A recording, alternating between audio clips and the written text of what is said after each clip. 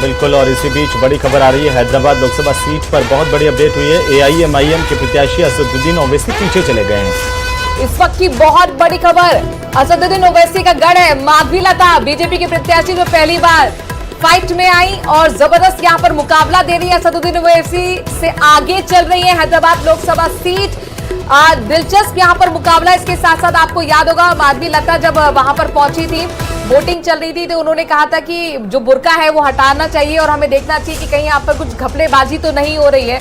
माधवीलता आगे चल रही है, अपने आप में दिलचस्प मुकाबला। साउथ की तस्वीर देख लेते हैं। 17 सीटें हैं तेलंगाना की, वहां पर 17 के 17 के रुझान हमारे पास आ गए। कांग्रेस 8 सीटों पर आगे चल रही है तेलंगाना में और 1 सीट पर बीजेपी आगे चल रही है। वहीं एआईएमआईएम के प्रत्याशी जो असदुद्दीन ओवैसी है वो पीछे हो गए। इस वक्त की सबसे बड़ी अपडेट आ रही है हैदराबाद से। और राखी राठौर जी, यहाँ पर जो लगातार टैली बदल रही है, तमिलनाडु में भी आप लोग को उम्मीद थी साउथ से बहुत ज्यादा गेन करेंगे, लेकिन वो तस्वीर दिख नहीं रही है, रिफ्लेक्शन रुझानों में नहीं है। देखिए, अभी मैंने फिर वही बात रिपीट करूंगी कि 2-3 राउंड्स का भी हुआ है काउंटिंग। उसके बाद देखिएगा, ना केवल तमिलनाडु में, केरला में हम लोग बेटर करेंगे। तेलंगाना में जो हमारी 4 सीट्स थी पिछली बार, उससे बेहतर परफॉर्मेंस, 19% हमारा वोट शेयर था पिछली बार, उससे बेटर वोट परसेंटेज और उससे ज्यादा सीटें इस बार तेलंगाना के अंदर आपको नजर आएगी।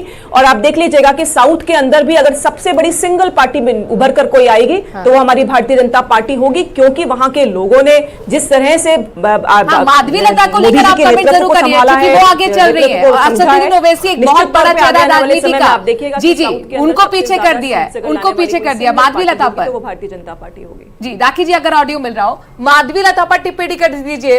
ये प्रत्याशित है, वो आगे चल रही है, बहुत बड़ा राजनीति का चेहरा असदुद्दीन ओवैसी, उनको पीछे कर दिया।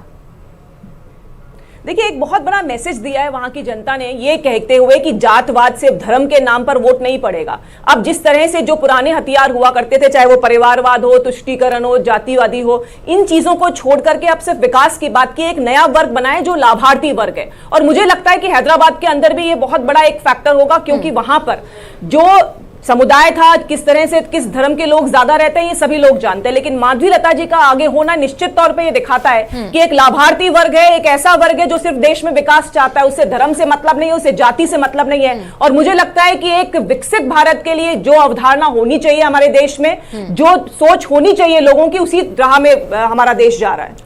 बिल्कुल। अरुण जी, आपका क्या मानना है, मुस्कुराहट अंतिम तक कायम रह पाएगी?